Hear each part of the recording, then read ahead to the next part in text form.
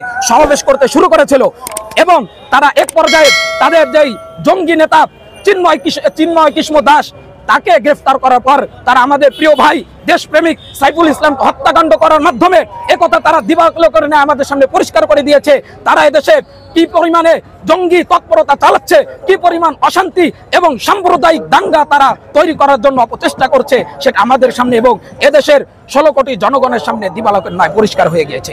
সুতরাং আমাদের সকলের সজাগ দৃষ্টি রাখতে হবে, কোন পলাতক পরাজিত শক্তি যেন বিভিন্ন নামে বিভিন্ন ঘটনাকে কেন্দ্র করে আমাদের দেশে আর পুনরায় কোনো ফ্যাসিস্ট কর্মকাণ্ড, পুনরায় কোনো সাম্প্রদায়িক দাঙ্গা সৃষ্টি করতে না পারে। সুতরাং আমি আমাদের বর্তমান সরকার প্রধানকে বলবো, ডক্টর ইউনূস সাহেব, আপনাকে আমরা এ অর্থে সম্মান করি যে আপনি ফ্যাসিস্ট সরকারের বিরুদ্ধে আপনি অ্যাকশন নিতে শুরু করেছেন, কিন্তু আপনার এই অ্যাকশনটা যেন এই বর্তমান যে তৎপরতা আছে এখানে থেমে না যায়। সর্বোচ্চ পর্যায়ের শাস্তি তাদেরকে প্রদান করতে হবে এবং আপনি এর কথা ঠান্ডা মাথায় আপনার বুঝতে হবে, আমাদের আন্দোলন জঙ্গিদের বিরুদ্ধে, আমাদের আন্দোলন কোনো শান্তিকামী সংখ্যালঘুদের বিরুদ্ধে নয়, হিন্দুদের বিরুদ্ধে নয়, বৌদ্ধদের বিরুদ্ধে নয়, খ্রিস্টানদের বিরুদ্ধে নয়। যারা শান্তিতে দেশে বসবাস করবে তারা আমাদের ভাই। আমরা মুসলমান, আমরা শান্তিকামী, আমরা সাম্প্রদায়িক নয়। আন্দোলন আমাদের কর্মসূচি হলো সাম্প্রদায়িক দাঙ্গা যারা সৃষ্টি করে এবং যারা জঙ্গি তৎপরতা করে, চাই সে মুসলিম হোক, চাই সে হিন্দু হোক, চাই সে বৌদ্ধ হোক, চাই সে খ্রিস্টান হোক, চাই সে যে কোনো ধর্মের অনুসারী হোক না কেন, আমরা কোনো পরোয়া করি না। সুতরাং এ কথা আপনাদের বুঝতে হবে এবং এ কথা আপনাদের হৃদয়ঙ্গম করতে হবে। আমাদের আন্দোলনের উদ্দেশ্য হলো সাম্প্রদায়িক দাঙ্গা যারা সৃষ্টি করে তাদের বিরুদ্ধে, কোনো সংখ্যালঘু সম্প্রদায়ের বিরুদ্ধে নয়। পরিশেষে একটা কথা বলে আমি শেষ করব।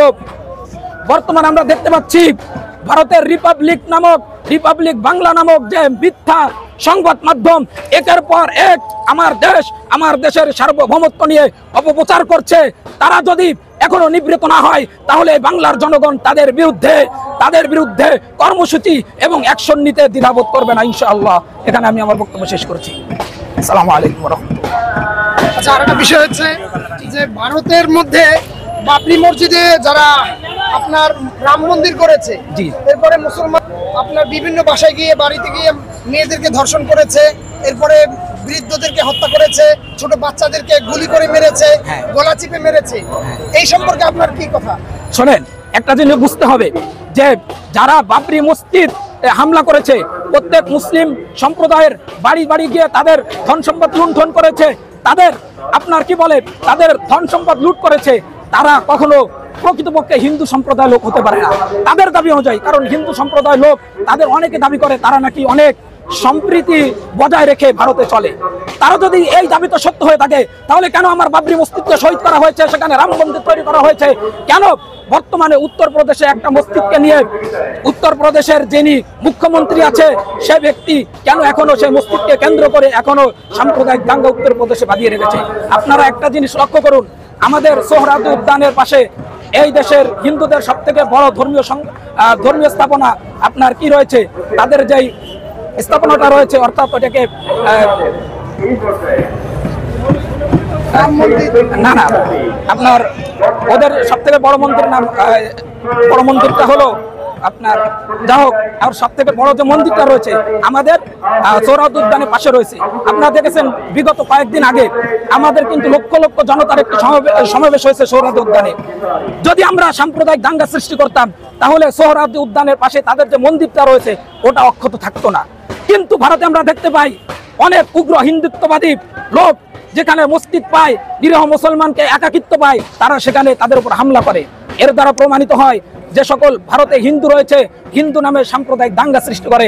কিন্তু আপনি লক্ষ্য করে দেখুন বাংলাদেশে হাজার হাজার মুসলিম রয়েছে যারা শান্তিকামী, তাদের উপর কিন্তু আপনি যদি সুষ্ঠুভাবে বিচার করেন তাহলে দেখতে পাবেন আমরা কিন্তু তাদের উপর কি করি না, কখনো হামলা করি না। আমাদের বাগেরহাট জেলায় আমাদের আশপাশে অনেক হিন্দু ভাই রয়েছে, আমরা মিলেমিশে থাকি, কখনো আমরা কি করি না, আমরা তাদের উপর হামলা করি না। কিন্তু দেখা যায় ভারতের অলিতে গলিতে এখনো আমার মুসলিম ভাই রক্ত ঝরছে, বিভিন্ন জায়গায় আমার মুসলিম মা বোনদেরকে ধর্ষণ করা হচ্ছে। শুধু তাই নয়, এই বাংলাদেশ এখানে 92% মুসলমানের দেশ, সেখানেও তারা কিভাবে আদালতের চত্বরে আমার মুসলিম ভাই দেশপ্রেমিক সাইফুল ইসলামকে তারা নৃশংসভাবে পিটিয়ে হত্যা করেছে। আসসালামু আলাইকুম ওয়া রাহমাতুল্লাহ।